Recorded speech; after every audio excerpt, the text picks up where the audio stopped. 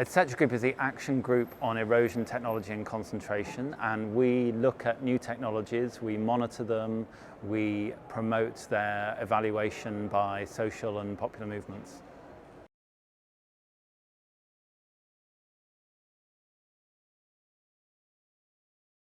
Technology is something that is often invisible in our lives and can often creep up on us without us realizing. So if we take the last century, where at the beginning there were almost no private cars, there was trains certainly in many countries of the world, and then by the end of the century we were completely dependent on the private motor car and the internal combustion engine.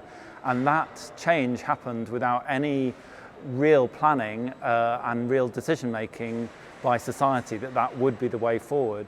So corporations making cars, Ford, lots of other companies around the world, turned us into a gridlock society of high pollution. Now, another example might be GM crops, genetically modified crops, where the whole thing beginning in the 90s was imposed on society, completely transformed our food system, locked in high pesticide use, high chemical use, and that again happened without anybody really assessing how it might affect things. So technology assessment is a process where we sit down and say, what might things look like, what might the risks be, what might the benefits be, and we include as many different perspectives as possible on those potential futures.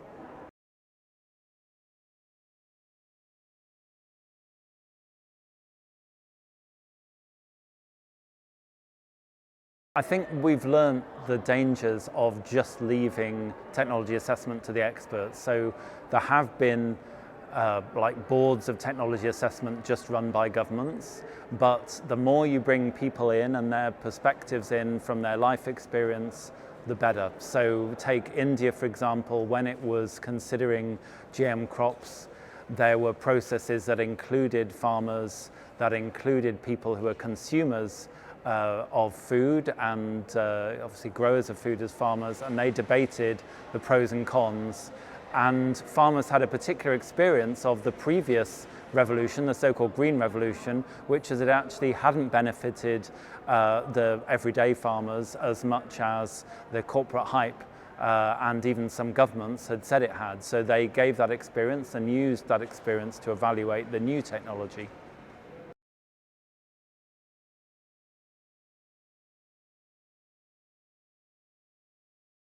In a good technology assessment, in an inclusive process, it will include a wide variety of people who might potentially be affected by a technology, and that can be a really, really wide range of people, obviously depending on the technology, but certainly communities who aren't necessarily themselves expert on the technology but might be users of it.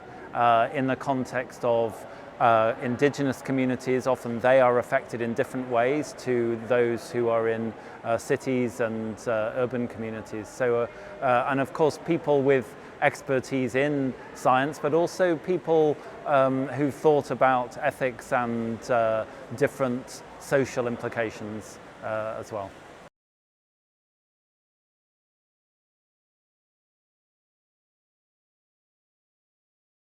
So scientists are very good at puzzle solving, but they often do it through quite narrow blinkers.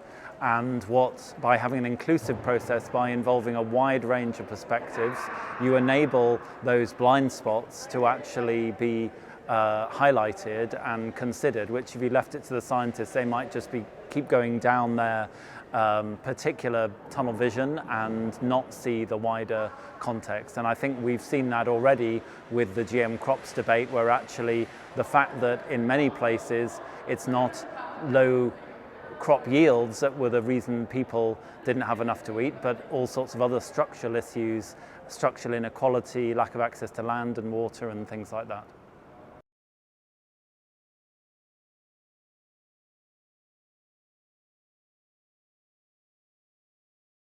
At the moment, we're very clearly in a dominant knowledge system based on, you might say, Western science or the physical sciences. The philosophers call it scientism, this idea that physical science is the way we can both understand the world and control it to our benefit.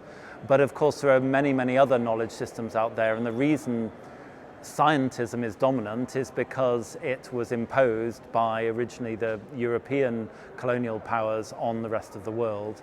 And so these other knowledges need to be considered alongside as equally valid with the Western physical science philosophies.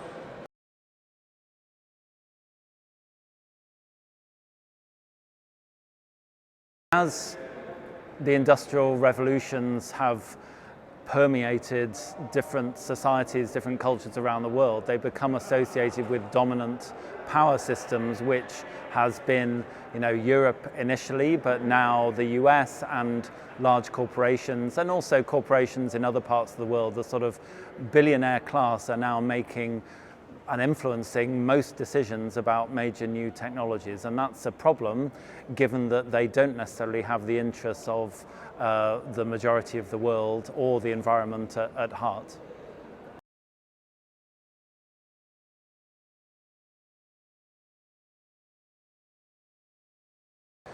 This is a term that's used to describe the kind of convergence of all sorts of what they would call, the promoters will call cutting edge technologies like artificial intelligence, which is sort of the application of machine learning, satellites, drones, robots, together with the sort of latest generation of genetic engineering and even geoengineering, the manipulation of the Earth system and the attempt to control the climate.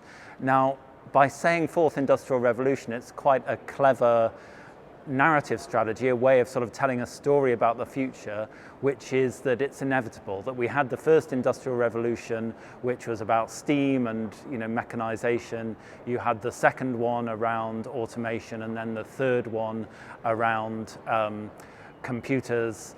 And this fourth one is like both inevitable and will take us to a whole new level. But of course, what it hides is how disruptive and destructive a lot of the first technological revolutions were, and how the fourth industrial revolution is both not inevitable, because we've already shown with genetically engineered foods that lots of places said no to them and the world didn't collapse. In fact, quite the opposite. The organic systems are doing very well, agroecology is doing very well without GM. But this idea of inevitability is the one they want to foist on us, so that it seems like all we can do is sort of debate like what color the genetically engineered shrimp will be, rather than whether it should be genetically engineered at all.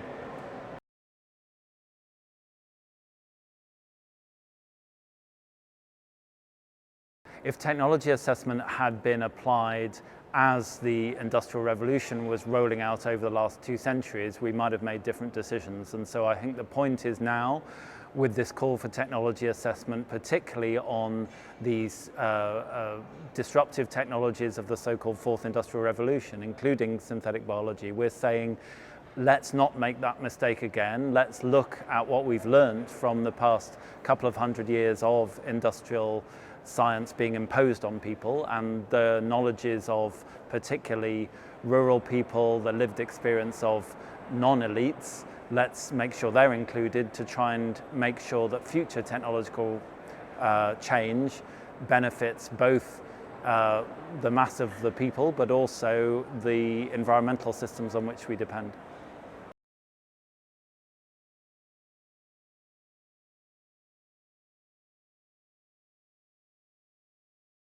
Synthetic biology is potentially an absolute transformation of the whole planet in terms of natural systems and disruption of the way life works, in a similar way to how nuclear power and nuclear weapons, the nuclear chain reaction was something that society decided, like shortly after the Second World War, it wanted to limit. It didn't want that reaction being owned by people who might do dangerous things with it, needed to be very carefully regulated. So now is the time to look at synthetic biology, which could potentially put genes that would increase exponentially in a chain reaction and then completely knock out whole classes of organisms, pollinators, which would mean crops wouldn't be fertilized, all sorts of effects even on human beings directly. And to assess the risk behind that is something we can do now, and we should be bringing in all different perspectives, historical, different cultures, different sorts of people in society, to make sure that that assessment is thorough and anticipates the potential benefits and harms that could come from it.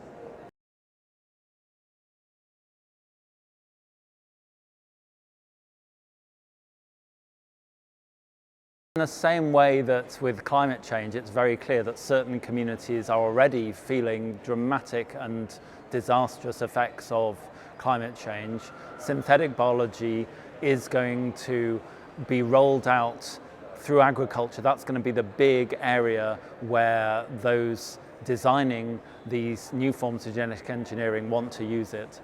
And the places where it's already being planned for release are places in the global south, where those living and growing their food there, growing food for their communities, are particularly susceptible, because unlike countries who can just buy in and import food from somewhere else, they are dependent on that food. They don't have the resources, and they could have their whole ability to feed themselves wiped out by technologies that are just experimented on by countries that aren't so directly affected.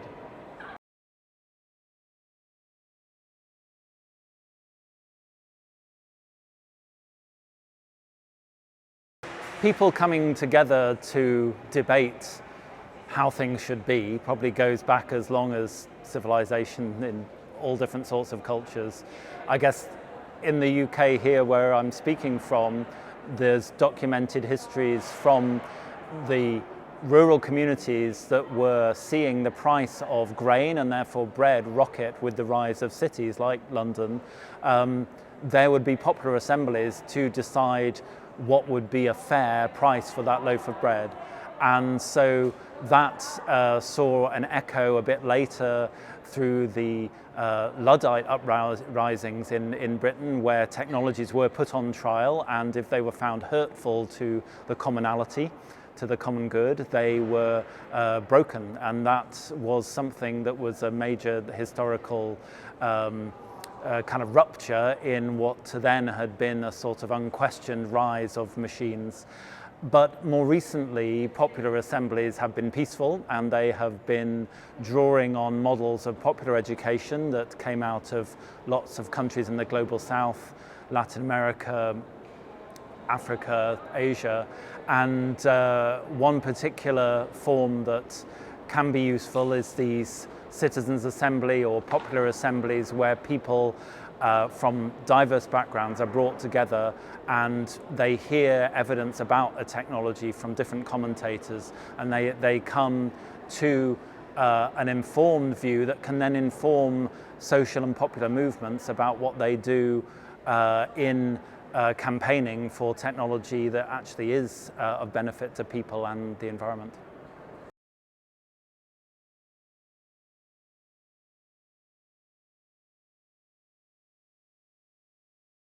I think debates about future technologies and their risks and benefits has generally excluded many of the perspectives that are most valuable. So when you see UN processes happen, and even government level processes, elected governments, they just talk to people who are almost in a groupthink around a particular narrow set of criteria. And so I think the point of including a wider range of people is to enable them to reflect on actually forms of knowledge, including different worldviews, like worldviews that aren't just about everything being about maximizing profit, but actually being one of care ethic, of a sort of Mother Earth type philosophies, those of organisms being things of integral value that aren't just units that should be treated as things to be counted and multiplied and profited from. So all those things can come into a good inclusive form of technology assessment.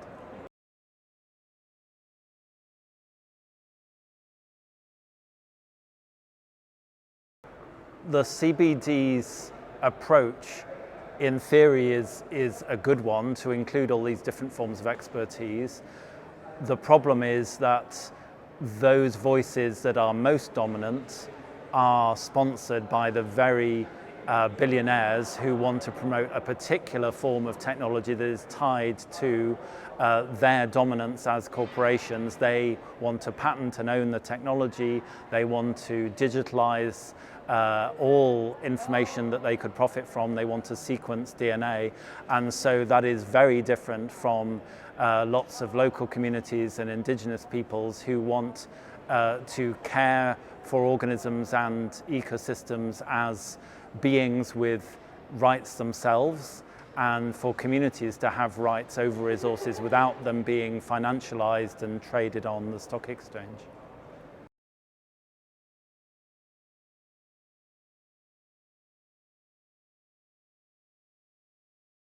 Technology assessment, when it's done by governments, is controlled by the government, but when it has ownership of social movements, of popular movements, it can be really transformative. And we've seen that in countries where social movements have assessed terminator technology, and it's gone to government level, and it's actually ended up banning a particular form of genetic engineering called terminator technology, which would have stopped farmers actually being able to keep their seeds and replant seeds each year, which is fundamental to most farming in the world, most farming in the global south for sure still. And it also in the global north, in countries like Europe, technology assessment undertaken with social movements and popular movements actually led to a moratorium on the planting of GM crops. So still now in the UK, as of now, you can't grow GM crops. That's true in much of Europe and in several countries of the world. And that was due to popular processes of technology assessment and lots of lobbying and other things. But what we need now is a much more systematic process that is inclusive of all different perspectives of indigenous peoples, different cultures across the world. It needs to happen nationally and internationally. Otherwise, the corporations controlled by these handful of billionaires will just influence discussions without any input from anybody else with a different worldview, that life isn't just code to be financialized and sold on the marketplace. And we will be potentially in a very bad place that we could have prevented with some good inclusive processes of technology assessment.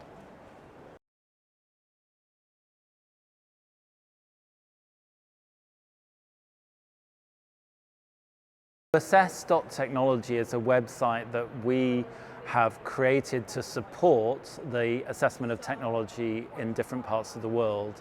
So at the moment, you can visit sites in Latin America, in Africa, and in Asia Pacific, where platforms are being established regionally to bring together those trying to assess technologies from the perspective of social movements and popular movements, with the aim that governments will also be part of this technology assessment process and to get across what technology assessment should be about, the principles behind it, that of precaution, that you don't rush into new technologies without a fully inclusive debate about the risks and benefits.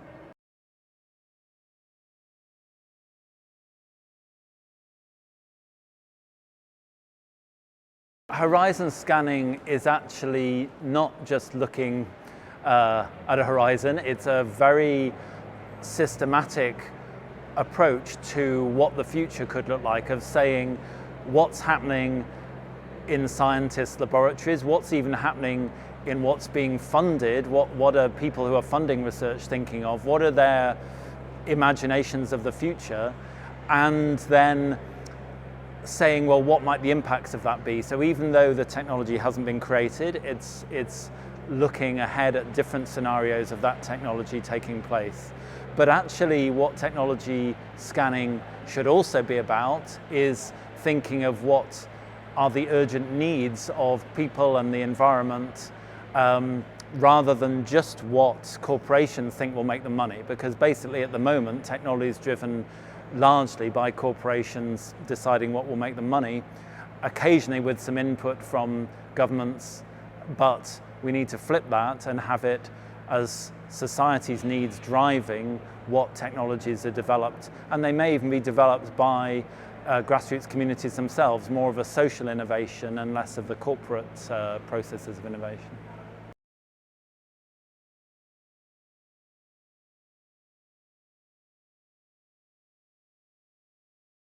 Horizon scanning is really about thinking about the future and the values that got us here to an environmental state we're in, and all sorts of problems of lack of food and inequality in the world probably aren't the values that are best to take us forward. So it also enables us to say, what do we value and what should we value as we plan the future?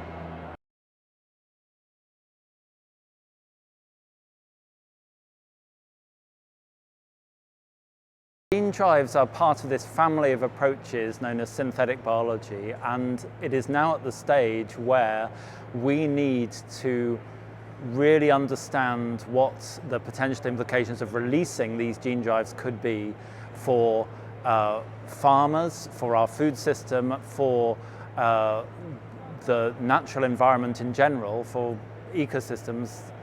And we need to look at what might be done in terms of saying, well, actually they should only ever be limited to the laboratory, potentially, or that actually it's like nuclear weapons, they're something that's so dangerous that you decide they can never actually be used. So if we don't do that, the danger is not only that form of synthetic biology, gene drives, but other forms like GM viruses, which are the same sort of regulatory process as synthetic biology, as gene drives, that they could just be released as something that's bound to be good, and that could be really, really appalling and ecologically catastrophic consequences.